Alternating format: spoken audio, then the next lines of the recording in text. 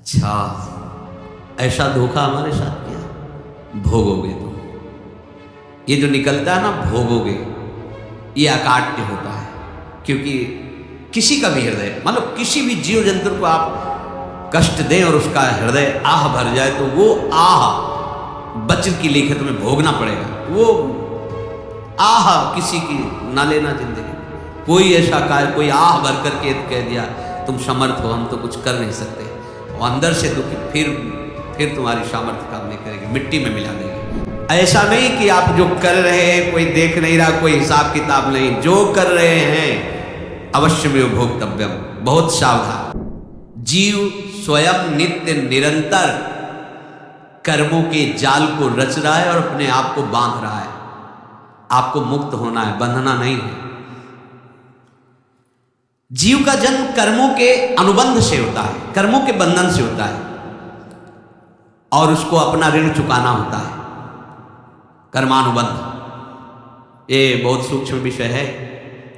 जैसे आप जिस परिवार में जन्म लिए हैं तो उस परिवार के लोगों से आपका ऋण है, इसलिए उसी परिवार में आप आए हैं।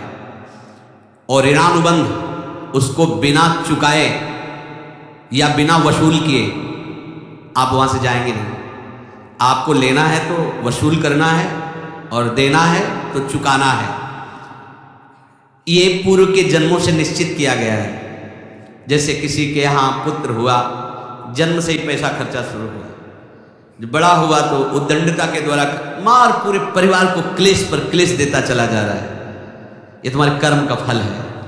या ऐसे शक्तिहीन बुद्धिहीन ऐसे पागल पूरे जीवन सेवा करो, उनसे अपना हिसाब चुकाने के लिए वो आया है।